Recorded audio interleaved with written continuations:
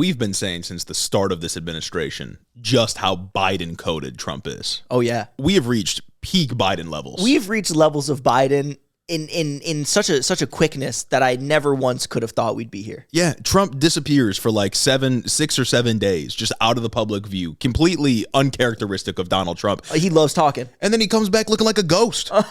Like, what is going on here? Yeah, after questions of his health had already mounted. Yep. After he himself said he didn't know if he was going to get into heaven, and then he goes and disappears. And then J.D. Vance says, I'm ready to take over. You can't do that when you're, 79? Yeah. You can't do that. I think, and people started questioning things naturally, and everyone just kind of accepted it. Everyone's just kind of like, maybe. And the right-wingers on Twitter that are usually talking, like glazing Trump up 100%, they were just silent about this, just not saying anything. And then eventually they just started reposting videos from like 3 years ago of Trump golfing. Videos from like back in April or whatever. It's like, there are no palm trees in Virginia. I saw they tried to post a picture of him golfing at like a golf course or something, and it's like, he's clearly in Mar-a-Lago. Yeah. So, I mean, I don't know what's going on with Trump. Apparently he's got like a 2 p.m. thing today, and that's in like 20 minutes from us. So we'll see. Maybe you'll hear a wicked edit in a few minutes, and it'll just be like, yeah, President Vance. Who knows? Like, I'm stepping down. J.D. Vance, he's now the 48th president of the United States. But it's like, I kind of get why right-wingers were so gung-ho about making fun of Biden being old. Yeah. It's kind of cathartic. Like, this is why we shouldn't have people this old being the most powerful in the country. It seems to be the older you are, the more power you get. Isn't like the Senate older than, like the president is older than the average age in the Senate, which I think is older than the average age in the House? Of course, yeah. What's going on? Yeah, no, we got some old ass people. Can somebody fact check that and make sure that the Senate is older than the House? I feel like it is. I feel like everyone in the Senate is like 80 years old. Yeah, I think the average age has got to be like 65, right? Definitely. Like we are run by the oldest people in the country. And the House skews much wilder both ways. And it's not a surprise that the oldest people in the country also have frequent health episodes that call into question their ability to lead the country. Didn't somebody like fall in the House last year and it was big news? Because it's like, yeah, Mitch McConnell. No, that was in the Senate, but yeah. In the Senate, yeah. No, it's like I shouldn't have to worry about my senators and my representatives or the people that are tasked with making laws and dealing with one of the most stressful jobs on the planet taking a fall and then being out of commission and then missing votes. Yeah, or there was that one member of the Texas delegation who had been gone for like 8 months because she was in a nursing home. Like, and nobody like caught that. Nobody cared. Like you just, it's a joke government. Everyone's too old to be doing everything, and we just have to deal with it. And we wonder why they can't catch a vibe. They can't even catch up with themselves. Yeah. But I do think it would be really funny if Joe Biden outlived Donald Trump. After all of the spectacle about Biden being too old, about him like fumbling that debate performance back in last year, just for Joe Biden to outlive Trump would just be perfect poetry. Just both of these guys are too old to be doing politics, but oh man. Joe Biden's going to fight to be buried next to Donald Trump like Heathcliff at the end of Wuthering Heights. You know what I'm talking about? He's going to break it. He's going to like break the side of the coffin and have their hands reaching in. It's going to be great. It's going to be like that people from Pompeii, the two skeletons that are holding hands. Need.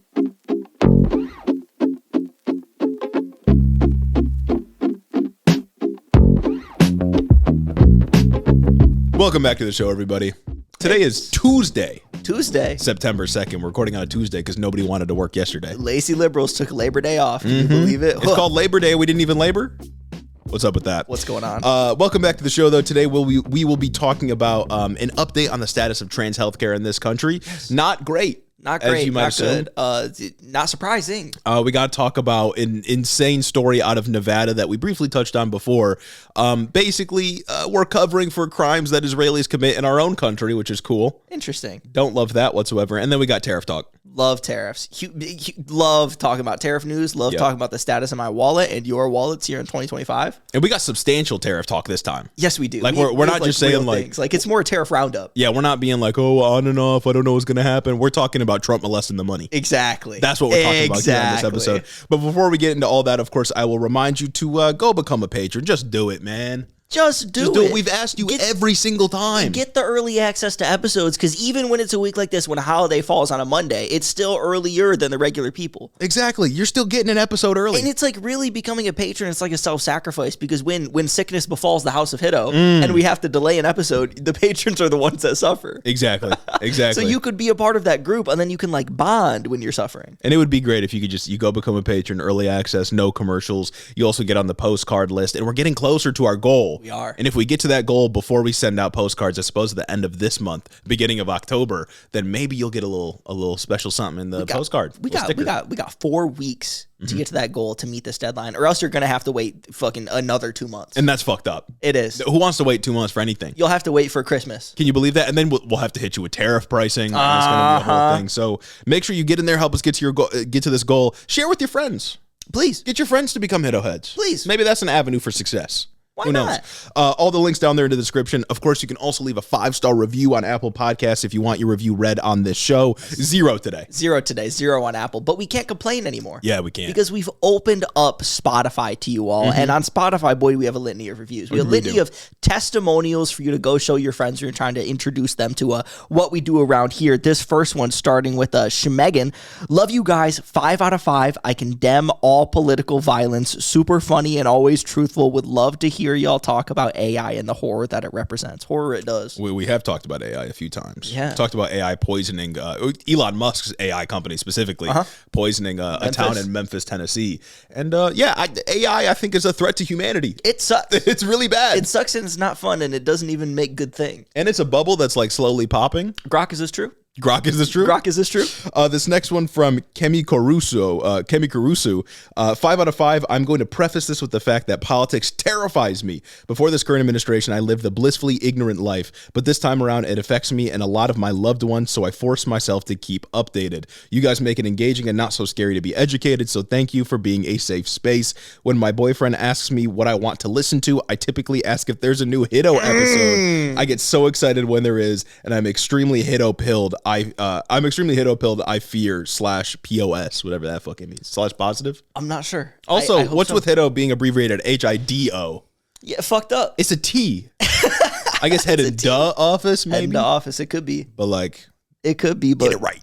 Put that new Hiddo on. You know what I'm saying? Put Many such cases, many such people saying this. This next one from Milky. A Google boogle of stars for Hiddo. Consider all political violence thoroughly condemned. As a confused foreigner from a thankfully distant land, this podcast is the primordial source of news from which I understand the rich and complex culture of American insanity. Like OMG, y'all. Absolutely based, and the delivery is both informative and heavy on being accessible. Way to bridge the leftist media gap, guys. My best wishes for surviving the indefinite remainder of the Trump regime. Trump regime. Next one from Saturn, 5 out of 5 stars. I condemn all things that are bad. I have to say to you boys, help me stay somewhat sane in the hellhole that is Florida. I appreciate your commentary on what happened to the National Weather Service. It's hard to stay positive when my industry, meteorology, is in the dumpster. Thank you for being some of my favorite Midwestern white boys. Salute. A salute right back to you there. At ease, soldier. This next one from Cooler Mesh. 5+ out of 5 fucking stern. I, of course, condemn Hamas and all forms of political violence. As a listener from another evil country, Germany, these two white boys give great insight into what it's like to be progressive in parts of America that aren't getting much media attention. You know, I took German for 2 years in high school. Yeah, German. Fun fact. Germany's suffering under the AFL? Is that what the party is called? Yeah, it's like the Nazis? The ADL is constantly just threatening to take over literally everything and bring back 100 years ago. I thought the ADL was the Anti-Defamation League. Or is it the same acronym? No, it's not the same. ADF? Is it ADL? AFD. Yeah. AFD, that's what it is. I know my political abbreviations. Next one from Sayi. 5 bajillion stars for this pod. I condemn Hamas, political violence, and most importantly, YouTube shorts. I love hearing about progressives in other states so I can seethe with my hatred for Andre Dickens and Atlanta politics. Until elections are up, I'll keep listening to these white boys and dreaming of a better future. Keep up the good work. Money. 5 out of 5 from Cam. I ain't woke enough to condemn handies yet. bet political violence is not cool beans. These two white boys lay down facts in a way that can only be accomplished by my favorite parasocial buds and tertiary news source. Keep up the good work, fellas. This podcast bangs, and I couldn't be more heavy on that. Truth nuke. Dante says 42069 out of 5 stars. Funny number. For these very real, not at all parasocial friends of mine, me, the king of condemning political violence in all forms of Sabra hummus. It's time I joined the Patreon while listening on Spotify. Your boy relies on his Friday funnies. Looking forward to continue spreading the woke mind virus, Omicron Hassan variant. Hit up 1 billion in the black community. So Real. 1 billion in one. As a black man recently coming to the Midwest, happy to see you quirked up white boys on a come up. Absolutely. Me too. I say quirked up white boys on a come up too. I'm happy to see it. This last one from Mary Jane Smith. This pod is my favorite pod. Heavy on that. Good things are good and bad things are bad. I found this podcast naturally through Spotify's algorithm. Whoa. 1 trillion out of 5 stars. I condemn hummus and all forms of political violence. I hate chickpeas. Spotify algorithm. I gotta know if that was recent or not, because I need to know if this comment thing is working for us. Yeah, I wonder if the comments are working. I wonder if the clips are working. Last I checked, you can like attach a clip to an episode, you know? Yeah. And it seems like those don't get pushed like at all. Oh, nice. Like, so I don't know what is drawing y'all in from the Spotify algorithm, but shout out Spotify algorithm. Shows like this. Shows like this. Getting into the news here, let's start off with the story. Kind of an overview of where we're at in this country with the situation with transgender healthcare, and then we have an update from, unfortunately, the state of Michigan. Yes. Because some poor decisions, I think, were made, and it sort of feeds into the broader trend of universities kind of just giving up in the face of a Trump administration, a second Trump administration. So if you're a longtime listener of this show, you'll know that, again, your favorite quirked up white boys from the Midwest are ardent defenders of the LGBTQ. Ally right here. But lately, sort of coverage of attacks on the LGBTQ as a whole, but like specifically transgender people, have decreased, not the attacks themselves, but like the coverage of them, because we've been focusing on things like mass deportations and military occupations in the nation's capital and stuff like this, right? There's been a lot going on. Yeah, the administration came out hard and fast against a lot of really bad things. But I think we should take some time to talk about the status of trans healthcare today, and then the way one of our glorious Michigan institutions have responded to this crisis. So as of mid-August 2025, 27 states have enacted laws limiting gender-affirming care in some way, with about 40% of transgender youth living in states that now restrict their health care. That sucks. That does suck. That's not good. That's not a good stat. I'm not a fan. Not a fan of that. At a federal level, the Trump administration has banned transgender people from participating in the military. This happened a couple of months ago with an executive order. Which is just the stupidest fucking thing, especially because these guys love to bitch and moan and whine about a recruitment crisis in the military. And then you get people like Pete Hegseth coming on. It's because girls are guys. That's why nobody wants to join the military. We need to kill more people. We need to kill more people. It's not. It's because guys are uncomfortable that somebody may not have been assigned the same sex as them at birth. It's not because people don't want to go kill people. Yeah, and it's like. So transgender people have been like banned from the military entirely. And I think this was like a 30-day process where it was like, you'll self-identify to us and then you'll get kicked out. Otherwise, like, we're going to look through your medical records, right? Yeah. Insanely invasive and like a violation of privacy and whatnot. But more than 1,000 trans individuals were targeted and removed from the military. Some of them have reported being denied retirement benefits with like little or no explanation. Can you even like do that? Well, they did. Oh, they did. We got once again. Yeah. You can't ask this question, man. They can do whatever they want. This was like a reasonable thing to ask like a year ago. That's why I'm still stuck in my old ways. And the VA has also defunded or in some cases eliminated support for gender affirming care for service members. So really just like a surge with surgical precision, they are targeting trans people in the military. Lovely. Which is just, it sucks, man. For no fucking reason. Like the guys like this love like limiting themselves, like limiting the ability of like, say that the U.S. military was a good and just and righteous institution, right? Right. Just it's complicated. Humor me for a moment. They would limit their own ability to be an effective organization just because they're bigots. And I feel like that's like the essence of the fascist. Yeah. And now they're having it. Not only have they been kicked out of the military, they don't get access to the health care that would come with like being out of the military now, right? Like access to TRICARE or whatever. They don't get the fucking benefits that people like sign up for. Yeah, and some of them are just being denied retirement benefits after spending, I think a couple of stories I read, it was like 15 years, 18 years in the military. Nice. Now they just don't get their retirement benefits because they were kicked out for no reason other than their gender. Just completely discrimination. And then, of course, in June, the Supreme Court ruled that Tennessee is allowed to discriminate against trans youth by banning puberty blockers and HRT. You'll remember this is an opinion that we covered that we were not very big fans of, yes, where Chief Justice John Roberts essentially said, like, well, you can discriminate against them because you're doing it based on age, not on gender. And that's just not true. Which is insane. Yeah. Which is the It's clear what thing. the intent of these laws are. Exactly, because like this procedure wouldn't be happening without the gender. You can't remove you can't separate these two aspects from themselves. Yeah. You can't just take age in a vacuum and say, oh my God, this gender affirming care is happening to this person because they're young and not because they want to affirm their gender. And it would be like banning yarmulkes and saying that you're not like hurting Jewish people by doing so. You can't wear hats. Yeah. Like, you can't, yeah. you can't, what a lack of intersectionality does to a motherfucker. Exactly. It's not even intersectionality though, honestly. It's just being obtuse to be evil. Yeah, no, it's just being as evil as possible. So there's been this sort of like maelstrom of attacks on trans youth and transgender people in general, of course paired with the just like ongoing hatred that trans people receive in the media. I'm thinking specifically right now of the coverage of the Minnesota shooting, yes, that happened at that Catholic church. The shooter was, I don't know if they were trans or non-binary or something like that, but you can't fucking know anymore. One, because like they were a Nazi, that's confirmed. I don't really like care if they were trans.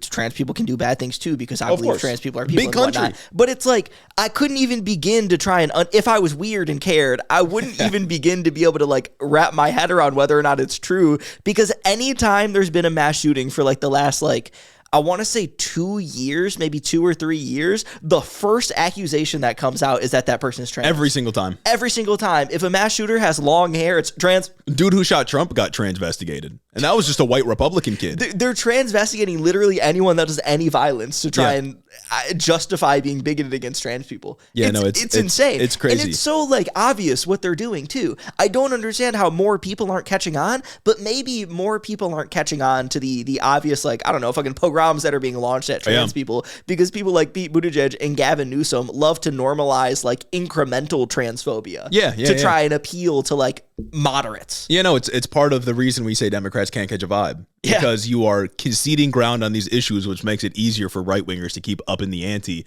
and blaming everything on trans people. You can't concede on this shit because the framing is already false. Like, I get that Democrats running for office maybe don't want to talk about trans people in sports, but if you force the conversation to be about trans people in sports, then nobody else can get away with talking about the other crazy stuff that they're doing. Yeah. You want to force it towards your side, one, because that's better, and who cares if one trans person in Utah wants to play on the soccer team? Mm-hmm. And two, if people are talking about that, they're not creating the rhetorical room to go and talk about every mass shooter being trans and it being a problem that trans people are shooting up schools. And I mean, if you do have to contend with this issue, you could just make the point that like, over the past 10 years or something, there's been 5 transgender shooters, and the rest of them have been mostly white like thousands of white guys. Yeah, thousands of white guys that have done this. And we're not calling to lock up all white guys. Maybe we should. Maybe we should lock up all white guys. But like, obviously, that's not the point here. So transgender people, obviously, for years and years and years, but especially the last like 5 years, have been the recipients of just an insane amount of hate from the right wing. And now I want to get into the latest capitulation. Yes. And this one struck me as odd because there's basically no reason for it. Many such cases, unfortunately, many such cases, administration. We have a lot of people going and just doing things for Trump to avoid the possibility of Trump suing them, and then he just gets mad at him anyway. Yeah, so what we're talking about is the University of Michigan put out an official statement saying they will no longer be providing puberty blockers for HR or HRT for patients under 19 years old. 19? And I need to clarify that the law in Michigan has not changed. We have had a state senate and the governor's office controlled by Democrats since 2022. There's no way a law restricting this kind of care in the state of Michigan would have passed. And yet, we still have the University of Michigan responding in this way. What the fuck is 19 for? Who knows? Let's cover an extra year just because. And the reason they noted is because they said that this is, quote, in response to unprecedented legal and regulatory threats to our clinicians and our institution. The only thing unprecedented about these threats are the fact that they haven't happened yet. Mm-hmm. They're unprecedented because they don't exist. They're unprecedented because you're responding to something that's not real. And it's just like, yeah, these people are fucking cowards. Yeah. Like you are offering your obedience in advance of any legal pressure actually being applied. And if they try to sue you, or if they try to say that you shouldn't be providing this kind of care based on what law, who knows, but they can try to say this, and with your fucking like $20 billion endowment, you can fight the legal challenge to protect your patients. One of the most one of the richest institutions in the country. Yeah, one of the most advanced, one of the biggest. One of the most well-funded public schools. You've got the clout, you've got the money, you've got the legal representation. You could fight back against this, but instead, we're capitulating ahead of time for what reason? I don't know. Ann Arbor, fake woke city. Fake woke city. And we've seen like law firms and other universities do this before, and we know that it doesn't work. Like there are law firms, there's fucking Doug Emhoff's law firm, Kamala Harris's husband, who offered like pro bono work for the Trump administration. We saw universities like Columbia. Doug Emhoff's, really? Yes. Really? And audacity to write a book after that. Wow. And we saw Columbia obey in advance. They literally told Harvard that you have to hire more conservatives. And they said, oh, okay, yes, sir. And like, well, and Harvard didn't capitulate on everything, of course, right? Like they pushed back to some degree. But we know that if you just concede and start giving them what they want before, in some cases, you even have to ask for it, they're going to keep coming for more and more and more. Like now I feel like this especially has just created the precedent that now the Trump administration can demand hospitals associated with universities to stop providing gender-affirming care to anyone under the age of 19 for some fucking wicked reason. I'm sure there is a reason that I just don't understand, but like, and now they can just do that, and there's an expectation that you will fall in line because the University of Michigan, one of the biggest universities in the country, has already fallen in line, and they've already did it. I don't understand what the point of doing this is. Not to mention that, like, first of all, appeasement doesn't work as a strategy with fascists. They will keep coming for more and more and more because their goal isn't just to get you to bend, it's to break you. They hate you. And so they will continue to try to break you. But also, like, it's immoral. Like, just fight back, man. Yeah, and it's like, especially this administration, like, these people fundamentally hate what you do as, like, a university. Like, it's not just whether or not, like, people are mad at clinicians or the hospital system for providing gender-affirming care to youth. It's about the Trump administration not liking that you as an institution exist. Yeah. They think that you're spreading woke, you're indoctrinating the youth into like woke transgender ideology. Yeah, until your university gets to the point where it uncritically reinforces the fascist narrative, they will not stop coming after you. Yes. And if you get to that point, then you're like, what's the point of this university? You're not doing education anymore. You're just propaganda. And so if you don't start fighting back now, then they will just keep coming after you. Like, I don't get what the fucking point of this is. And it's sad to see U of M do it because, again, U of M, one of the biggest like universities in the nation, completely conceding makes me think that other universities will do it too. MSU better. I guess so, man. In conclusion, MSU better. MSU didn't do all the encampment bull. Yeah. University of Michigan has been on a fucking tear these last like 2 years, breaking up campus encampments. What they fucking hired private security to like tail pro-Palestinian protesters around just fucking because. And now they're doing this, and I'm sure they did something else too. Yeah. That's crazy. Fucking psychotic, man. I guess MSU up a million. MSU up a million. Go green. I mean, what can you say, dog? Like, and this has nothing to do with the Palestine stuff, because to an extent you like expect that, because you know U of M endowment tied up military industrial complex and whatnot. But like, this is the shit they're supposed to stand for. Dude, literally. This is the easy stuff. This isn't even like a DEI. This is healthcare. Yeah. The University of Michigan health system is like one of the best in the state, if not maybe even the country. I'm not too sure on that one, but like, yeah. How are you as a hospital system not going to stand up for your patients? Yeah, it's like a premier U.S. university, a premier healthcare system in the country, and you're just not People doing come anything. from all over the region to go to like U of M hospitals. Yeah. To go to the hospitals in Ann Arbor to get treatment by some of the best clinicians in the world. Some of the best and brightest minds in medicine. And now you're just backing down because like you're a little scared? Yeah, and now you say fuck trans kids because and you think you can get away with it because it's like a smaller percent of the population? Yeah. That's fucked up. It sucks big time. And I don't know what there is to do about this. Yeah. Because like this is a university, a public university, obviously, but they sort of make decisions on their own. And like, I guess you could like protest it, and you should for sure. Yes. But I don't know who needs to be called on to make a change here. But this shit sucks bigly. This shit does suck. And I got to remind you, no change in the law has forced this. They're just scared.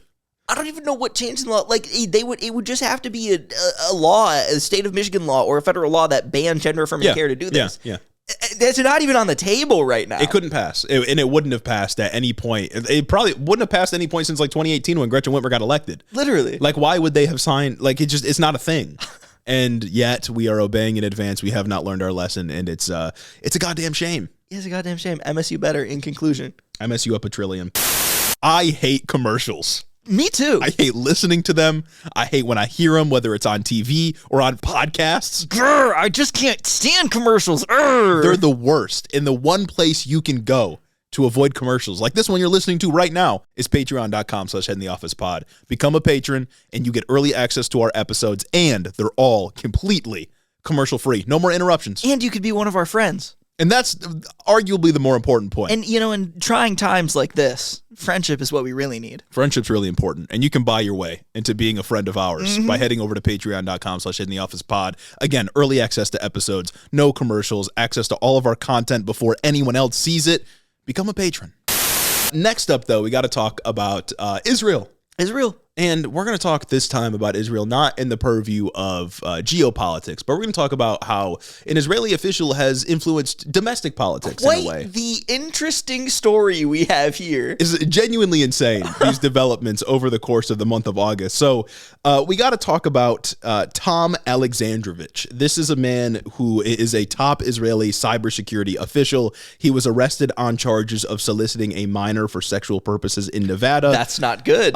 No, very bad. He was caught essentially in this like FBI sting operation in collaboration with Nevada police. There were like 7 other people arrested at the same time as well. His bail was posted at $10,000, which Alexandrovich paid, and then he left the country and missed his court date. Nice. So there's a lot of questions swirling. Why did we let him leave? Yep. Why were there no conditions on his bail? Usually when someone's a flight risk, don't you not let them out? Yeah, I would think so. If somebody's of risk to pay their bail, post bail, and then fucking leave the country to not be extradited back, don't you not allow them to get bail? Yeah, and look, this guy is a top Israeli cybersecurity official, like high up in the Israeli government. You think he was just going to stay around and get hit with charges? He was obviously not just going to stay around, and it's like people are wondering. We don't have no clear evidence for this, obviously, but people are wondering if the Trump administration had anything to do with him just being able to leave. Well, and the only person that I have seen like making noise about this or saying anything is a Republican prosecuting attorney like in the area. Well, the Trump administration has done a lot to cover up for pedophiles in recent memory. And that's the narrative, right? Exactly. It's like, gotta be. Trump loves defending pedophiles that are somehow connected to Israel. In the midst of the Epstein files controversy, where Ghislaine Maxwell won't confirm or says she met with a Mossad agent, but like not on purpose though, because Epstein met with him on purpose and she was there. Like, we're going through all this. We're going through Trump covering for pedophiles left and right. We're going through Trump taking FBI agents off real human trafficking cases so that they can scrub his name from the pedophile dossier, from the pedophile document, to going and then maybe possibly being involved in letting a pedophile go back to Israel. Just because he fucks with this kind of person. Birds of a feather. Like it's ridiculous to me. I don't see how he just like gets out then leaves the country unless it's like gross negligence, right? Like maybe all of law enforcement in this area and like in the State Department just fumbled, right? Maybe that's possible, I suppose. But like even if that was the case, that they just fucked up and let him leave, why are Democrats not pouncing on this? No, for real. Like it's the opportunity is clear. And it's like, even exactly, because like there is a world I can see where it's like, okay, maybe people just fucked up. People just fucked up and he got away, which is possible and likely what happened. If this happened under Joe Biden, dude, can you imagine? If this happened under Joe Biden in like Gavin Newsom's California, and dude was Ukrainian. Could you imagine? Dude was Ukrainian, exactly. Imagine if he was like a member of Zelensky's military or government or whatever, and Joe Biden just let this guy Russia would have been able to annex Ukraine because there'd have been no more funding. Exactly. We would have said that was bad. Exactly. But like nobody's fucking talking about this. And that's part of the story here, right? Is like he missed his court appearance. He was court ordered to appear on Zoom later this week. I don't know if that's actually going to happen. Who knows if he's going to show up this time. But the reason that this story is so crazy is not just that it seems like the government just let him go, but because nobody else is covering this like at all. Democrats aren't talking about it, and none of the mainstream media is talking about it that much either. For this bit of the show notes for this segment, I had to read from Haaretz and Al Jazeera. Nice. And that's not to say anything about like the credibility of those publications, right? It's just that like they're not U.S. publications. They're not U.S. publications, and like why do I have to? Yeah, it's an Israeli publication and then a publication out of Qatar, right? Yeah. And there's like a Reuters report, there's a Guardian piece on it too, but like CNN's not touching it, MSNBC's not touching it, Fox News not talking about it. Where is the coverage of this shit? And it's like, even if you don't want to hit the angle that Trump under Trump's government, pedophiles get to run free and be extradited to Israel. But that's what Republicans would say. Even if you don't want to hit that angle, there's also the angle that like fucking Israeli official comes over and does pedophilia in the midst of Israel doing a genocide. Mm-hmm. Like, that's also another angle that you can hit. Like, maybe it's not like a 1-to-1 thing, but like, come on, where's the flammability? Why aren't people going out here throwing fucking fan in the fire? It feels like a layup, right? Yeah. Like, like you said, there's not like a direct through line, but I do feel like there's a narrative about like Trump protecting pedophiles, Trump being at least like cool with not prosecuting pedophiles, and then like this guy being connected to a country that we fund with military, with like weapons and shit. Yeah. And that it sounds conspiratorial, but it's like literally what happened. Exactly. And then there's also like, Israel's not going to send him back. No, Israel's not going to send him back to make him face justice. We have like an extradition treaty with Israel, but like he's in the government, so he's like immune. Like, this guy is literally just going to get away with it and then probably go back to his job. I don't know if he's gone back to his job already, but I wouldn't be surprised. No, I think I read a statement from not the IDF, but some like cybersecurity department or whatever. Well, they essentially said nothing wrong. They essentially said like the investigation's going to go on, but he's going to keep his post for now. Come on, man. And to me, that just means they're just going to let it blow over. Yeah. Soliciting a minor for they got him. They got his ass dead to rights. It's like he got caught on one of those fucking Gik streams where they do the pred hunting. Yeah, they got him with 7 other dudes at the same time. 7 other dudes. Like, it was an FBI sting operation with the local police, and like, let him have his day in court. Let him defend his case, right? Exactly. But he's just like, he's just gone now. And I feel like the Trump administration won't do anything about it. If you care so much about children, why aren't you talking about this guy who works for a government that we fund just getting away with doing something awful and terrible? If he's a top cybersecurity official, like within the IDF, within the government, we probably interface with him. For sure. We have agents probably in one 3-letter agency or just throughout the Defense Department that interface with that guy as we're going through, letting them do a genocide. Mm-hmm. What the fuck, man? Yeah, no, this guy definitely has like played a role in what's happening in Gaza at the very least. And we're just like letting him run free. Like, that's insane to me. How are you involved in like the 2 most kind of like condemnable things that are being talked about right now?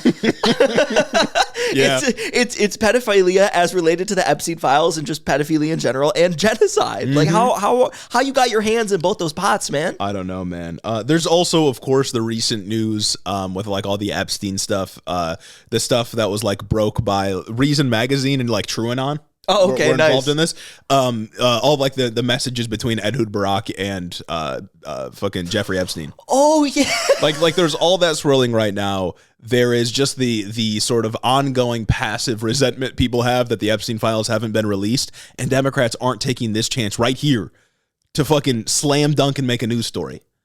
Especially with the Ehud Barak stuff. That is the former Israeli prime minister. Mm-hmm. Wasn't he asking Epstein if they would like about starting a company together? Or yeah, it was like surveillance shit. They wanted to work on like surveillance. Dog, these people are evil. So evil. These people are evil. We have pedophilia, genocide, and mass surveillance all coming together in like a fucking bow on top. Yeah, and it's like it's not a secret, man. It's all out there. They're just doing this stuff, and like nobody cares. This is why middle America, this is why the median voter does not fucking trust the government. Mm-hmm. This is why there are like 1/3 of eligible voters that just don't go out and vote and think the government's going to do nothing for them because they don't do anything for them. Getting mad at pedophiles is like the easiest thing to do. Pedophiles performatively get mad at other pedophiles because they recognize that they have to. Just fucking do the thing. Just release the fucking files. Just hold powerful people accountable for once. Yeah, I would say public opinion on pedophiles probably as low as black people approve of Pete Buttigieg. You know what I'm saying? Exactly. I would say probably similar levels. I would imagine 0% in both cases. You know what I mean? Hopefully. Yeah. So that's the story out of Nevada. That's a little spot on Israel for this week. What is there to say? I don't know. Democrats missing the moment, either because they're incompetent or because like they low-key don't want to criticize Israel. Yeah. And the Trump administration letting someone get away with his bullshit. Like if I read something that like somebody on background said that Pam Bondi was made aware of this and was like outraged or mad about it, but she hasn't done anything. I was gonna say you're the Attorney General of the United States. Top cop. Top cop. You could probably get on a phone to fucking Israel and be like, send him back. Yeah. Like, especially like if you raise the profile of this case right now, then that's the point, is like they should be raising the profile. Administration officials would have to talk to Israel, which they talk all the fucking time, and be like, send this guy back. We got his ass dead to rights. Yeah. Yeah, and apparently the bit I was reading, I think from Al Jazeera, was this dude's lawyer showed up in court without him, obviously, because he went back to Israel right away. And he was like, oh, yeah, he said he just didn't have to show up. And the judge was like, that's not true. He's being accused. He's being accused of soliciting sex from a minor. Like, you can't just not show up for that. Oh, yeah, no, it's chill, though. And that's when the judge said, okay, he has to appear on Zoom next week, which is now this week. So who knows what's going to happen? I don't know if more will happen. Maybe he will formally show up and get charged. Why he has to appear on Zoom? Why not say Israel he's got to fucking be here? Why not make him fucking fly back, dude? I don't know, man. Any member of the Israeli government can just do whatever they want. It fucking seems like it. Yeah. Like, I guess, we are pretty preferential to our other countries that sort of serve as air bases, but I'd feel like we'd be hard pressed to find that anybody else that we treat like this. Yeah. Like, we are far more stringent on the aid that we give to Ukraine, for example. There are so many instances of people. I mean, obviously, it's not like at the level of like nation states interacting with each other, but there are so many instances of people locking up somebody, maybe wrongfully or maybe unfairly, just because they have to like get a guy, just because they have to get a guy to get people off their back to prove that they're doing something. And then in this instance, they just don't. Like, those principles go out the window. There are so many like black men who have been locked up for like getting caught with a joint on them. Yeah. Because they just got to get somebody. They got to get somebody in this case, so they throw the book at them. Yet Israeli cybersecurity official, top cybersecurity official, can come over, try and fuck a minor, and then leave, and that's just okay. Yeah, and it's not even some random Israeli person. It's someone in the government. Exactly. I'm saying it's bad to just like get guys, but this is just because you need to. But this isn't even an instance of just like getting someone just to get someone and get the story, like push the story under the rug. This is an instance of a guy that you caught. Yeah, who's clearly violated the law, or is being accused of violating the law that you could do something about. But we just let him go. Young hotshot DAs across the country throw the book at random people all the time for bullshit, and we can't. Man. And now all he's got to do is probably like never step foot in America again, and like he's chill. Like, it just like Netanyahu can't go to like Ireland or whatever, or he'll get thrown in the Hague. Like, it's just, man, this world promotes bad people and punishes good people. It seems like it's fucked up. Bad old people getting put in positions of power everywhere to do whatever they want.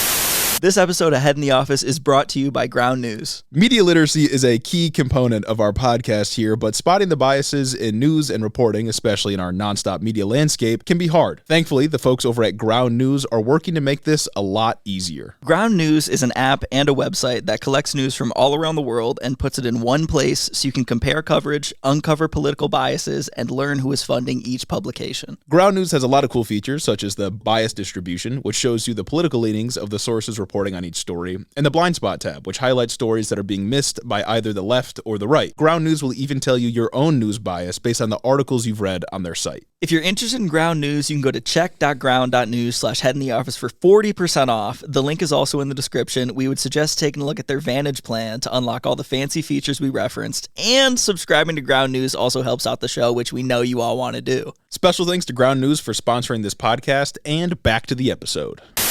Anyways, we got to talk about money. We got to talk about money. Man, money's getting fucked up right now. Money talks and the money's screaming. Money talks, it's screaming. It's begging for help. I can tell you right now, every time I open my wallet, it's like, please, please, please, more. I don't have any for you. And you have the Trump administration to thank for that. But I do want to open this this tariff section up with some more, I guess, like kind of brighter news before we dive into the molestation of the money. Yeah. And that brighter news is that a federal appeals court upheld a ruling from a lower court that we talked about back in, I believe, May, that rules that the Trump administration's blanket tariffs are illegal.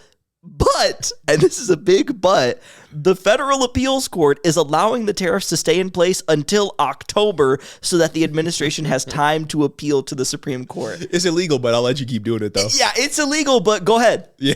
What the fuck, man? Israeli cybersecurity official, we caught you texting a minor. That's illegal, but I'm going to let you keep doing it because law doesn't matter. Just law doesn't matter. We're going to give you time to appeal. Why not take the fucking tariff off, dude? Especially considering like the consequences. Yes, and it's like the only conceivable reason that I can conjure up in my brain as to why they would allow the tariff to continue until October to give time to appeal is so that they're not like contributing to an uneasy or unpredictable economic situation, but that's bullshit because Trump is doing that himself. Tariff on, tariff off, tariff on, tariff off. Yeah, like I promise you, brother, it won't make a difference. He is flicking the switch literally whenever he can. He's announcing hard trade deadlines with China and then continuing to extend them despite saying that there's a deal. The tariffs are going on, the tariffs are going off. There's no predicting what's going to happen. You could be that rock. You could be that lighthouse in the night that people latch onto if you just say tariff off. And like, I feel like you put stays on things and prevent their implementation when they could potentially have catastrophic consequences. Yeah. This feels like one of those moments, man. No, absolutely. Like, it feels like there is so much more to lose by allowing the tariffs to be on than there is to just take them off. Or losing the money. Because who loses if the tariffs continue to go? You and me. You and me and everybody listening. Who wins if the tariffs are shut off? Not me. Us. If the tariffs are shut off, we win. Oh, the tariffs are shut off. Yeah, I win. And who loses if the tariffs are shut off? No one. Nobody. Nobody loses except, I guess, Trump's ego. Yeah. And that's basically it. And that's a big ego. Exactly. And it's fucked up and it's a bad situation. So I guess we're putting our faith in SCOTUS once again. We're putting our faith in SCOTUS to either can't wait for a 6-3, a diabolical 7-2, maybe a 6-3, or a good 5-4. It's gonna be a smooth 6-3, and Chief Justice John Roberts and the majority opinion is gonna be like, well, yeah, like why not though? Why not though? But like he could go for it. Yeah, go for it. Congress said, like casually, they said. Yeah, they told him he could. They told him he could. Congress told me that he could. They didn't write it in law or anything. But what makes Trump's tariffs illegal is the fact that the president, turns out, does not have endless control over tariffs. That is a power reserved primarily for Congress. And Trump tried to do this whole charade under the International Emergency Economic Powers Act to give him emergency powers by claiming our fake trade deficits with other countries were national emergencies. This was obviously stupid, and I'm glad it got shut down, but it seems like the only check on the president being able to say that literally anything is an emergency and give himself just unlimited power are the courts, and that's a scary thing right now. But it's like, it's not, the courts don't even matter, because like, what if he's just like, all right, what if he pulls the Andrew Jackson and he's like, all right, try to enforce it? No, literally, like that's, I think that what Trump's administration has shown us is that there's a big problem with laws that say, oh yeah, the president can't do this unless it's an emergency. Yeah, and like that's what it's so funny. We talked about this before. It's so funny how the founders envisioned all of these different checks and balances, all these overlapping powers to ensure that no one branch got too powerful. Unless it's an emergency, then the president's the God, King, Emperor of everything. It's like the founders considered all these things, except for black people being like real people and human rights, and also that someone may one day be a bad actor. Yeah.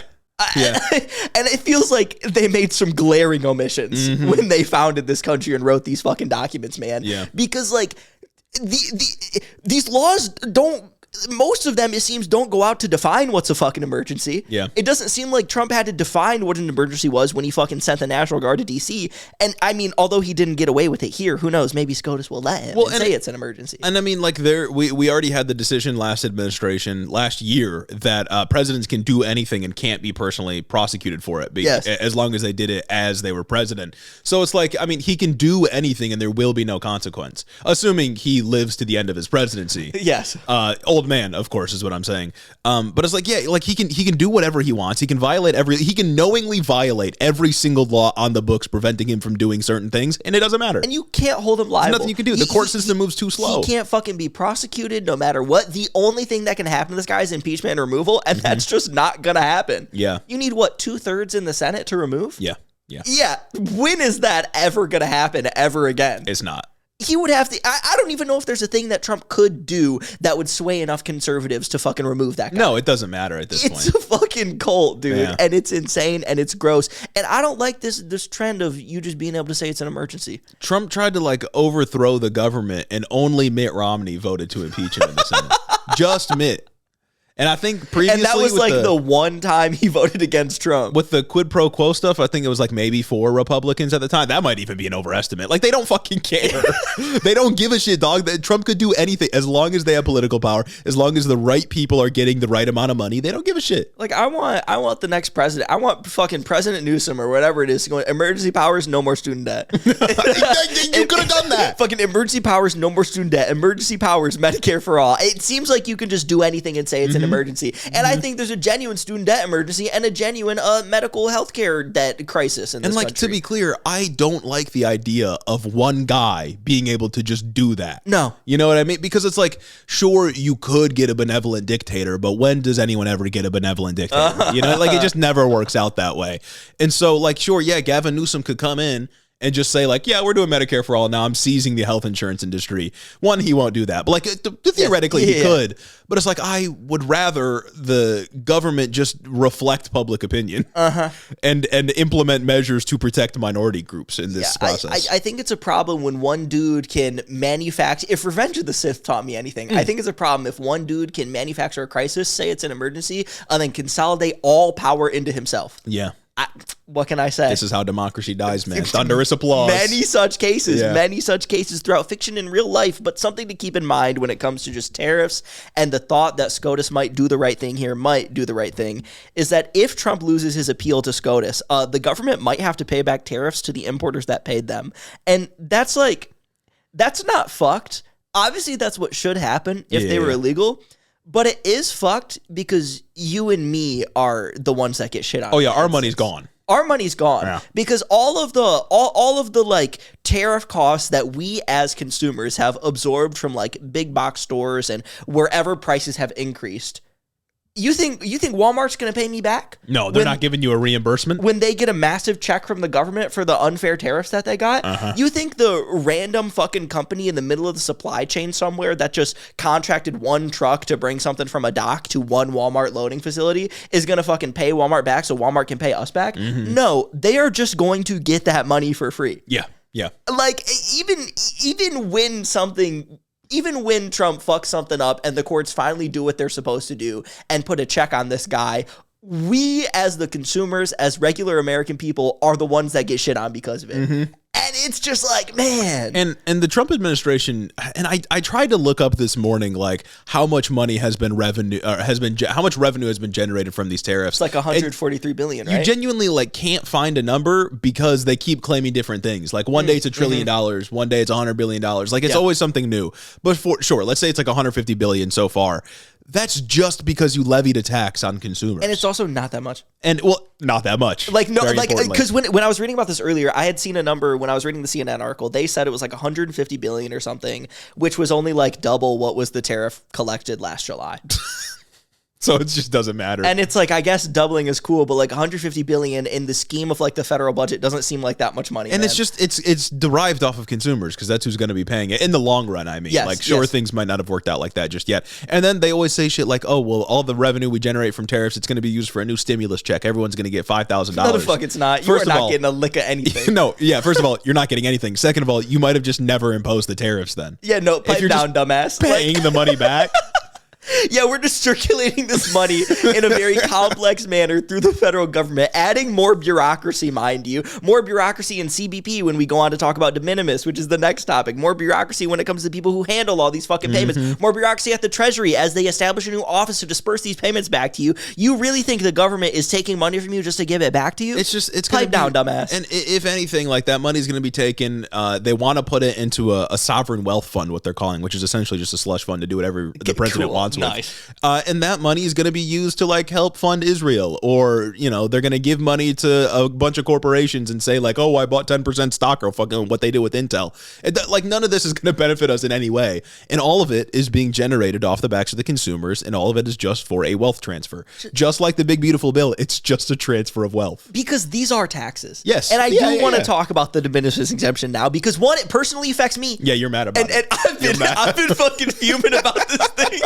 the last 2 goddamn weeks, man. This shit personally fucking pisses me off. It's my hobby. The thing I spend my disposable income on just went up like massively, and also other things for regular American consumers that don't collect their silly little Japanese action figures. But if you didn't know what the de minimis exemption is, it was a thing that exempted packages that were valued under $800 from tariffs. This was largely because it cost too much time, money, like time, effort, and resources to actually process so many small packages that come in from literally any other country into one of the biggest countries and biggest markets in the world. Yep. It just was not cost effective or time effective or fucking it costs more than it benefited to process these packages. Yeah. That's just the situation. That's inefficiency. There. That's inefficiency. And also, when the cap was raised from 200 to 800, I believe, back in 2015, it was just a boost to the economy.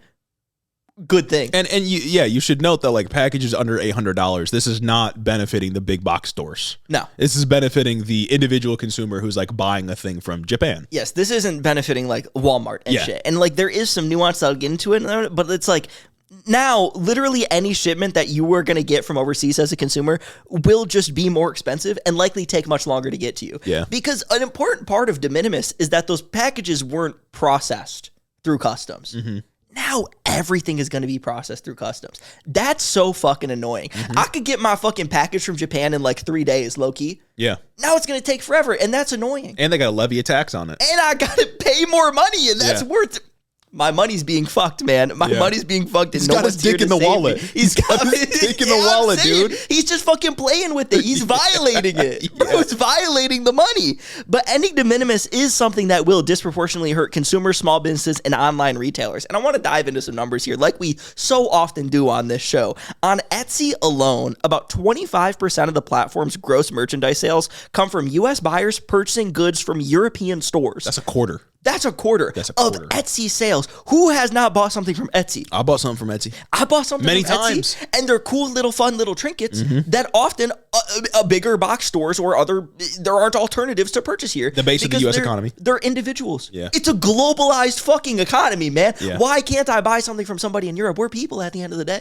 So true. The human condition. The human condition, man. We're all just people at the end of the day. Why can't I interact with and trade with them? This is just a floating rock, man. Isn't that supposed to be the goddamn benefit of living in the 21st century? Mm-hmm. But this motherfucker wants to take us back. Oh, my goodness, I could talk about this all day. And this doesn't just affect U.S. consumers and small businesses. This does hurt small businesses everywhere, as small businesses see access to the U.S. market just become severely limited for no fucking reason. You know what I mean? Well, because he's got his hand in the money. He's got his hand in the money. He's violating the money. He's laying in your pile of money making angels. Just every single transaction that you make with somebody that may be foreign or overseas, imagine Trump just sticking his hand in the middle of that. Mm-hmm. Just you go to shake your hand in a good faith business transaction, Trump is getting right in the middle. And he puts his hand right over top. His hand's right there, and it's sticky too. Uh-huh. It's sticky and it doesn't feel good and it's uncomfortable. Because he's been fucking the money. Trump's got glue on the bottom of his shoes while he walks through the strip club. Oh my That's what's going on right now, man. And that's fucked up, and we should not tolerate this behavior. We cannot tolerate this behavior. I swear to fucking God, dude.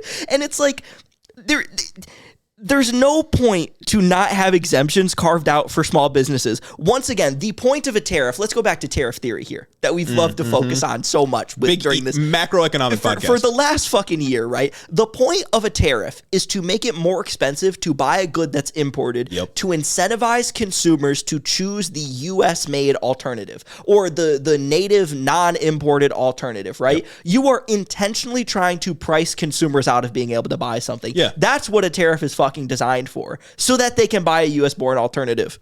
It's meant to stimulate domestic economic growth by forcing you to buy the U.S. option. There is no U.S. counterpart to the fucking third-party unlicensed Dragon Ball Z figure industry from Hong Kong. I can't get that here, man. I can't fucking do that here. There's no U.S. counterpart to the fucking European woman who's selling bespoke jewelry that she made from twigs in her fucking backyard or something.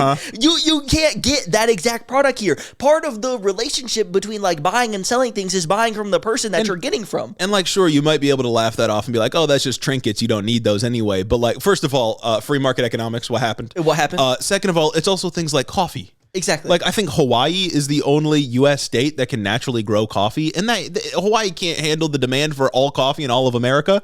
So coffee price is going to be going up because we got to import all of it. It's like, tell me this isn't a trinket-based economy. Yeah, of course it is. Of course, I'm personally upset about my trinkets going because that's why I work, so I can buy my fucking trinkets. That means prices going up on patrons. That means I might have to pass this on, guys. I might have to pass this on. But outside of just like shit like that, this is literally everything. Like I know in the articles I was reading, Lululemon was called out. Yeah. There are so many businesses that you wouldn't think of that are going to be affected by de minimis being taken away because their business models have been predicated on just having factories overseas and shipping direct to consumer.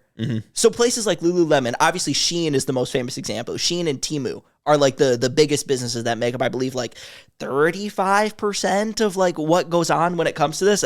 Look at the articles I cited in the description for the most accurate representation of that. But like this is going to affect everything that isn't big box stores that have brick and mortar places here in the United States. Yeah. Because it was just cheaper to ship direct to consumer. Yeah, and that's just the fact. And I want to make it clear, like the offshoring of jobs and the deindustrialization of the United States is something that our government explicitly encouraged. Yes. Like with free trade policies, with things like NAFTA, like we knew the margins of corporations were falling here because of things like, you know, unions and stuff like that. No. And yeah, workers demanding better. And so in search of more open markets and in search of cheaper labor, corporations were encouraged by the U.S. government to go overseas and find that cheaper labor. Of course, there's all kinds of knock-on effects here in the United States as we hollowed out our manufacturing industry. But it made shit cheaper. And that was the goal, was to make shit cheaper so that we could buy cheap shit. Rather than having free healthcare, we got cheap trinkets. Like that was the trade-off, right? And now we got our government coming back and saying, no, we're going to impose these insane tariffs to undo 50 years of trends that this government has openly encouraged. And it's just going to fuck up the economy.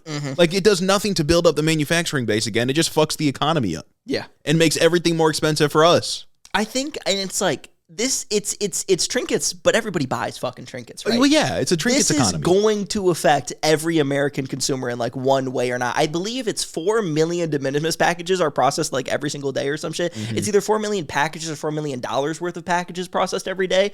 That's a lot. Yeah. And this is going to be a tax that consumers are shown directly. And it's like while obviously I think de minimis ending is stupid, especially in this way, like because one, Trump was claiming this is how China's sending fentanyl to us. Oh, God, fucking God. Fentanyl makes a huge comeback again to just make consumers spend more money. Who would have fucking thought? Fent is the specter that can authorize any use of state action. I'm saying Fent and fear. You can do anything with Fent, man. You can do anything with Fent. It's fucked up. But like there are critiques that the Biden administration was saying about big stores like Lululemon doing the direct consumer model. Just fucking tariff them. Yeah. Exempt consumers who are doing individual imports from across the globe. There's no reason to like do that. Yeah. But like, yeah, tariffs can be you could people confuse this sometimes. The government can do anything it wants. Like the government makes the rules. Yeah. The government could say tariffs on these individual entities. They could do it. They could do it. And that would be far more like legal, or at least less legally dubious than fucking across the board tariffs based on this nonsense calculation we made up. Just on a category of store. If your store takes up this amount of market cap, or if your store makes this amount of revenue each year, you should have to pay the tariff. Then that would exempt me, and I'm all about what makes my life personally better. For sure. You know what I'm saying? Yeah. But it's like American consumers would not have to worry so much about de minimis ending if it wasn't for the tariff situation in general. Because that's what's really the problem here. De minimis is just a vehicle that I think is going to be the most revealing to the average consumer about why the tariff situation is bad. Because it's going to show them plainly and in their face that they are being taxed for their trinkets. Yeah. And it can't hide behind a fucking like supply chain. It can't hide behind Walmart just slowly raising their prices because that's what Walmart's doing. I wish that corporations and these companies would get out and say like, these are tariff prices. Yes. That would make it so obvious, man. Oh, you know who is doing that? Who? All my fucking figure retailers. Oh, well, there you go. That's good at least. And it's good, but it makes me feel bad. Yeah. I got a fucking Big Bad Toy Store, the one domestic company. I already know this. I'm already intimately aware of the politics. Fucking Big Bad Toy Store, the domestic place I had to go to fucking ship my shit now, has a tariff surcharge on everything now, which is like good and I want to happen. And then all my Japanese import sites are like, yeah, we're just not shipping to you anymore. Oh, man. Fucking Ami said no more U.S. shipments. If you have a payment request out, don't pay it and we'll hold your item until this gets sorted out. Oh. I'm like, fuck, man. What's going on? He's got his dick in the bank, man. He's got his dick in the bank, and it's fucking me. Mm-hmm. It's fucking me, your favorite podcaster. It's ridiculous. But I want to preempt the discussion about like tariffs broadly with a quote from Trump's Truth Social page. And just bear with me here and get ready. All right. Quote, "It's been proven that even at this late stage, tariffs have not caused inflation or any other problems for America other than massive amounts of cash pouring into our Treasury's coffers. Also, it has been shown that for the most part, consumers aren't even paying these tariffs. It's mostly companies and governments, many of them foreign, picking up the tabs." It may not surprise you, but he is lying here. Yeah. One, I have literally picked up the tab already, just in many other ways. Contrary to Trump's claims, foreign firms have not picked up a lick of these bills. Why would they? That's not how tariffs work. And we have macroeconomic data to prove this. Literally, like he's molesting the money and lying about it. Many such cases. Many such cases. I just like that. Tariffs don't work like China imports a thing and we charge the Chinese government. Yes. No, and it's like there are some instances where that does happen. It's not that we charge the Chinese government. But there are some instances where exporters will lower prices so that they can remain competitive in the U.S. market to still get their goods over here and just reduce their margins a little bit. But we can measure that, and that's not happening here because we know this because prices importers are paying are the same that they were last year. Importers are not paying less for the same products. They're paying the same. In fact, there's been a little bit of a climb. Yeah. There's the fucking data. Exporters have not lowered prices. So no, China as a government, one, was never going to even possibly ever pay these tariffs. And two, Chinese firms or Japanese firms or Vietnamese firms or European firms are not lowering prices to allow U.S. consumers to access these markets. Empirically, yeah. Importers are just eating the tab.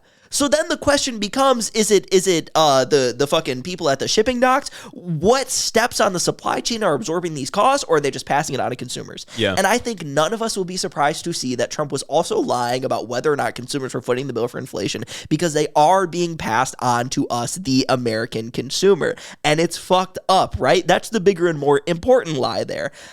Again, I've personally seen it.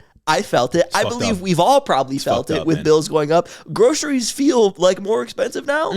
I feel like I'm paying way more at Meijer than I was 3 months ago every time I fucking go. Oh, yeah. Yeah. The fucking lunch place I'll stop at like twice a week across the street from my apartment. The prices have gone up. And they said it to my face. They were like, inflation. It's fucked up. And they went up bigly, too. It's very upsetting. I used to be able to get like a good, like a buffet situation. You know what I mean? I think it's because it's like connected to some other office building. And it used to be like, it was like $12 you could fill up your little tray.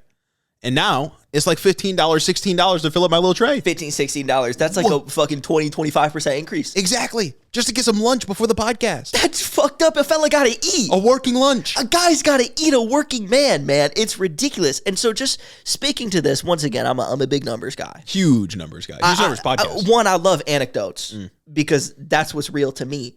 But two, I love real numbers because it actually cements these things in people's heads and they're undeniable in a sense. Yeah. So CNN reports that through June, consumers absorbed about 22% of tariffs costs, with Goldman Sachs going on to estimate, this is as of August, that they expect consumers to be absorbing 67% of tariff costs by October. 67% by October. 67%, that's a lot. 67% by October. Especially because, like, apparently tariffs are illegal, but the court said, yeah, you can keep doing it. Just in time for Christmas shopping, man. That's literally just in time for Christmas shopping. Goldman Sachs also said that the number could rise to 100 if we include spillover effects from domestic producers also raising their prices. Yeah. That's fancy economic language for American firms will take advantage of other firms raising their prices to then raise their prices. Yeah. Because they have to, because who wouldn't want more shareholder value? I know I do. Well, and they know that, like, we know that this is how corporations act in the face of inflation, even when they don't need to raise their prices. If other people are raising prices, they're like, well, shit, why not me? They literally have a duty to. It's called a fiduciary responsibility. Yeah, if they don't, they could, like, get fired. It's illegal. Like, they could be sued by their shareholders for not.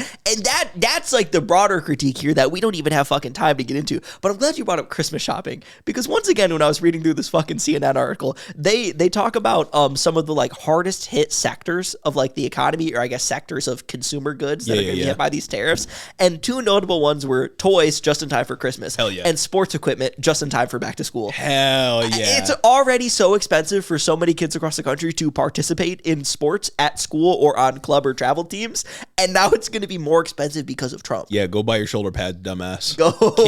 Go buy your shoulder pad and pay the tariff. Go pay the tariff, man. It's fucked up. And this is something I don't like. It's something I don't like. But broadly, economists are expecting tariffs to be a, quote, slow bleed as companies gradually ease customers into higher prices little by little. Trump is fucking you, man. Yeah. And it's ridiculous. I feel like something like this should be considered political suicide in like a normal world. Because it is so plainly and obviously creating a situation where consumers have to spend more money. Yeah. And I think that a lot of consumers genuinely vote based on how many trinkets they get. Obviously, I'm upset about my trinkets being in jeopardy, but I don't vote that way because I'm not a dumbass. Yeah, I don't think it's been long enough for people to fully blame Trump for the economic situation. No, not yet. But I say this to bring up that I feel like a large part of the swing back to Trump in this last election was people's quote-unquote nostalgia for the Trump economy, at least pre-COVID, right? Because during the Trump economy, people were riding high off of Obama's economic recovery. Low interest rates, and they could fucking buy their like sixth flat-screen TV for NFL Red Zone. And it was a little bit more attainable than it ever was before COVID happened and things fucked up. There were low interest rates. It was a good economy for trinkets, for the upper middle class. Obviously, things have never served poor people. They never will unless something changes. Once again, broader critique. But for the middle class, for the people in the median, for the median voter, things were better. They could buy their trinkets. They could go out to eat more. And then COVID happened, and things were obviously bad in a way that was so in your face you could not ignore it. Not only was everything more expensive, not even just trinkets, but fucking necessities. You also had to stay inside, and you couldn't do anything. And then when things opened up, nothing was ever the same. RIP 24/7 Walmart. Oh my God. You know what I'm saying? Like, never coming back. Especially for us in the Midwest. That's like the only thing you could do in high school on a weekend is go to Walmart at 3 a.m. Come on now. What about the small towns? Trump, once again, fucking small town America. What can I say? So I think Trump partly got elected off of that goodwill, no matter how unjust it was. And now he's just fucking your money, dude. Yeah. Like, I genuinely can't fathom a situation, even if voters can't genuinely connect the tariffs and price increases that we will see over the next year, maybe even two, as tariffs finally fully really set into the economy. Even if voters don't connect that to Trump, they will connect the time under Trump as being a time of economic despair. And I feel like that has to reflect, right? And it's not just the tariffs that will slowly be felt over the course of the next 6 months. It's also these enormous Medicaid cuts that are coming. Yes. We're going to be in a period, it seems to me, certainly after the midterms, of stagflation where prices are going up, specifically because he's going to cut interest rates. He's going to force the Fed to cut interest rates. And we did a massive tax break for the rich, which are also inflationary. And then, but we're doing nothing to improve the money that people are actually making. So prices are going up, but there's no actual economic growth. That's just going to fuck people in irreparable ways. It's a matter of who's going to get blamed for it. I think it's pretty easy to blame the Trump administration, pretty direct, especially because Republicans are the ones in power in Congress and in the presidency. But like, it's going to be bad. It's going to be bad. It's going to suck. Yeah. And it's not going to be good. And like, aside from the personal impact with the de minimis exemption, like getting real, I did want to talk about it going away largely because de minimis going away is going to be the one area where consumers will be forced to see that a tariff is a tax. I have already seen from dudes I follow on Instagram that have gotten import shipments in after the exemption went away. They are being sent bills by shipping carriers for the tariffs. Their whitehouse.gov was saying that there's going to be an $80 fee associated with importing something that would have fallen under de minimis. I haven't seen that be realized yet, but that was a thing that was being floated around as a possibility. Either way, you are going to be shown exactly how much you're being taxed because of this tariff when you buy something online from an online retailer that previously was exempt, in a way that you won't be made aware of it from going to Walmart, because again, Walmart can do this slowly over time. Walmart can absorb this throughout the supply chain, especially places that aren't, vertically integrated. They can spread these costs out throughout a bunch of different firms. The fucking Lululemon order that's coming to you directly from the Chinese factory can't. Yeah. They are just going to make you pay the tariff. And you are going to see that a tariff is a tax. And you are going to see that when Trump talks about money flowing into government's coffers, that is your money coming in unjustly. Yeah. It's not China paying for it. And I don't know where it's going to be sent yet, but if it's just added to the collective pile of tax dollars, it's probably going to be sent to like the military or going to be used to cut taxes. Like, that's all it is. And it's like, I'm just here. I'm just a guy that wants my silly little trinkets. Yeah. Yeah. And now the government is billing me, taxing me, and then gaslighting me about whether or not that's a tax. And then they're going to use that money to hire new ICE agents to come terrorize people in your neighborhood. No, literally, that money is either going to ICE agents to abduct brown people or it's going to Israel to kill brown people. Like, and that's fucked up. And also, like, by the way, we didn't mention it during the Israel section. I think, like, what is it? The Society of Genocide Scholars just finally came to the determination that Israel is doing a genocide. Just took a minute. Another thing going down there. Yeah, it took a little while, but like, shout out. Shout out. Yeah, I guess. Like, I'm happy it finally happened. Yeah. They might have had more like stringent requirements to actually like make a determination as an organization. We can just say stuff, but like, whatever. I can't just say whatever I want. Yeah, but it is like, like however much money you lose to tariffs, like $1,000, $2,000 on the year or whatever it is, like that probably will just go directly to some ICE agent's bonus. Oh yeah, it'll go to forgiving some ICE agent student loans, but not my student loans. Just every which way we're getting fucked by this Trump economy, man. Yeah, it's not good. And it's like a lot of the time, like for the pandemic, you couldn't blame Biden for a lot of the shit that was going on because like pandemic, supply chain issues, war in Europe, like there was a lot of shit happening that Biden couldn't control. And I would even say to some extent at the end of the Trump administration, a lot of shit that he couldn't just control, right? Worldwide pandemic, there's no way you can control all the economic effects from that. Everything bad that's about to happen is because of actions from Donald Trump. And you will be made aware that they are because of actions from Donald Trump, not because of us, but because of actual things that will show up in your fucking pocketbook, man. And it's like I said after like the election loss, I think it was an uphill battle no matter what being an incumbent from the COVID recovery because of what was like Biden-inflation, because it's a funny term, what was COVID inflation. Like, it's going to be hard to combat that because voters are most people don't give a shit about politics. So much of what we talk about on this podcast is too in the weeds for regular people to even care about, even though I don't think it's like that in the weeds. Just these are conversations that I have with people that don't land sometimes. You know what I mean?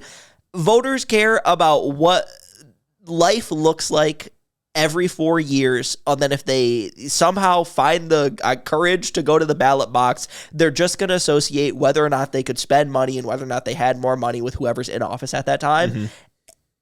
That's why I say this should be considered political suicide. Yeah, and so I think a lot of voters are motivated, like you said, first and foremost by like their direct material reality. Yes. Can I afford things? Is rent too much? Am I having a good time in my life right now? And then from that sentiment, which I think is sort of like there's nothing you can do about it. The sentiment is the sentiment because it's built off of what people are experiencing every day. From there is the spin, right? Yep. Well, that's why you need messaging. Yeah. Can the Democrats spin this in their favor? Can they respond in such a way that is compelling to voters? Can the Trump administration use it to their advantage? Right. From there is the messaging spin. I don't think there's any way they get out of the fact that they are just literally fucking people with these tariffs. No, you can't. And I'm going to be screaming about tariffs forever. And then after 2026, like it's over for a lot of people, right? Like people are going to die from these Medicaid cuts. And that's fucked up, dude. Oh my God. Everything this administration touches rots. I swear to God, especially my money. Yeah, not to mention all the other shit that like Doge did earlier in the year with like the CFPB and whatnot. CFPB is solely an institution designed to like save you money, not even from like, you know, cutting taxes here, you know, monetary policy here and there. It was just to like protect you from fraud. And like theft. They didn't even let the fucking click to cancel rule go through. Yeah. No click to cancel. The medical debt thing got paused. The fucking Trump administration came out as pro being hard to get out of subscriptions. Yeah. And like they're going to get away with that? Yeah, that one, and then there's the medical debt one we talked about. Yeah. Medical debt's back in a big way. You're going to start getting debt collectors calling you about a fucking urgent care appointment that you had 3 fucking years ago that you didn't pay off. Yeah. And that's cool. And that's like all the again, like so rarely can you draw a through line between actions from the president or the government and direct economic consequences. Yeah. But that's what's happening here. Man, it's because he's got his dick in the money, man. And we still have people that are defending the administration. Mm-hmm. There are still people that think that tariffs haven't hit yet. There are still people that think that tariffs are a fucking negotiating tactic. Brother, if they're a negotiating tactic, you and me are the ones that are losing. We've got like literally 0 deals so far. Yeah. Like, I don't even, the Britain deal is like fake. Oh my God. And then a few days, the Britain, it wasn't written down, and I don't think it ever has been. It was sort of like a verbal thing. People keep reporting on it as if it's real, but I don't know if it's even happening. And even if it is real, we get luxury cars that I'm never going to be able to buy, and they get beef. Yeah, like that's for his people, right? That's for Trump's people. And then I saw recently, a couple of days ago, the Prime Minister of India, Xi Jinping, and Vladimir Putin came together, and they're working on a trade deal.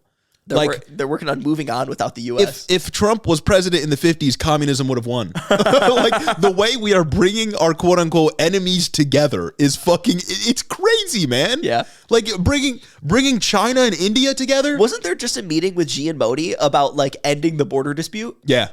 Haven't they just been fighting, like, forever? Yes. Yeah. Like, I don't know, man. It just feels crazy to me. Yeah. That, like, this is the state that we're in, and that we're able to bring together so many of our adversaries in this moment. And I don't even agree with like the framing of like enemies or adversaries in like the liberal way, you know what I mean? Yeah. But like, to use their rhetoric here, like, what the fuck is going on? Like bringing like China, Japan, and India together. Like it really, it's China, Russia, and India now. And then back when the tariffs first popped off, it was China, Japan, and Korea. In Korea, yeah, South Korea. 3 people that fucking hate each other. Like, you know what China did to Japan, man? Or Japan did to China. Japan did to China. You know, Japan did to China. Fucking Korea and Japan, and like. Yeah. Bro's bringing peace not in the way that he wanted to. Peace, but like alignments against us. Yes. They literally said at this meeting with Russia, China, and India, they were like, let's build a multipolar world. Bro is being Aaron Yeager. Yeah. Trump is like doing the rumbling, but it's on our wallets. Yeah. Oh man, it's fucking bad out here. Anyways, enough coping. Enough coping. I think that brings us to the end of the episode. That does bring us to the end of the episode. And, we got to give a thanks to our wonderful, beautiful patrons that keep the show on. And on Thursday's show, we'll probably talk about the shakeups at the CDC because that's insane. I just happened to miss it over the weekend. Hard. It's hard to keep up, man. It's hard to keep up. It really is incredibly hard to keep up, dude. It's kind of ridiculous. But for now, I got to sign off and thank Caden Kraut, Chris the Postman, Christy Beck, Mike Chaplinsky, Clayton LaFed, Mark Yeager, Caleb Joy, Rich Taro, Tari Frigalaki, Max Vasquez, Jacob Rogers, Colton Movery, Fixer Punk, Jim Egbers, Beta Burrito, Cincy Alex, Joe Centrum, Adrian Sandoval, Chloe Sam 601, Colleen Kutch, Jennifer DeVoe, Crawfish, and Bennington III, Alexia Benanti, Big Booty Beatdown, Sam Maloney, Ted Cruz's Boy Toy, Dictator Dace, Luke O'Shea, Cucker Tarleson, Danielle Jackson, The Word of Microsoft, Jennifer Science, Aaron Hennis, Gundams, Darth Vader, Taylor for Content, Corey Chambers, Retro Mondo, Veronica, aka V, Raxon, Ash Smith, The Growler, Murder in a Trench Coat, Casey Lynn Kelly, A.K. Gon, Iguana Don, Zach Lantian, Austin Greif, Marcus Corbett, Caleb Roper, Taylor Rensock, Cammy, Tyler Freeman, Isaac Hodges, Madeline C., Anna Valenic, KCC, Say Us to West, August Particular Pigment, Sir Capilot, Jeff Fines, Brendan His Egg, Froggy Gumdrop, Jackie Boy, Shameless, Coherent Bagels, MJ Shark, Michaela Muncie, The Wallace 3000, Chris T, Kishan Lala, Amanda R, Tyler J, Particulon, Memfrez, Rhonda Stiletto, Midwest Marxist, Joe the Mailman, Gary from West Michigan, Shawnee GG, Juniper Not Jupiter, Stacked Crabs, I Crowley, Urban Peach, Lord of Forlorn, Holt Forsyth, Booty Snakes, Dew Fairy, Chelceratops, Austin Lima, Lane Waltz, Azim Fida Hussein, Gorgeous Girl Mukes, Brooklyn G, Noverk the Dastardly, Goldthorn, Addy Book, Merlin, Cryobongi, Sergeant Pookie, Hoodie, Kim Kitsuragi, Rose Grimm, Kristen, Jamie the Young Extremist, Jack the Heathen, Archer W, Evan Mingo, AJ Torres, Elo Nico, Jake Hall, Seth Schmidt, Noah Sajas, Madra What, Ultra the Dragon, Mercy Boku, Dick Cheney and 6-Inch Heels, Luke Wechter, Henry Kraggles, Tristan Ringsmith, Yaya, Asura the Atheist, Aiden Reese, Deep State Agent, Puddle Pirate, Southern Lefty, Lark61, KC, Cannon Man, Troy H, Rark Muffalo, Nahan San Diego, Nut Mode, Nick from New Haven, Connor Nix, Sound Logic, Sleven, I Have Never Made a Woman Orgasm, John from Houston, Jordino, and my mom. Thank you all so much for supporting the show on Patreon. So much. Couldn't do it without you. And I hope you have a great middle of your week. Truth. We'll see you next time.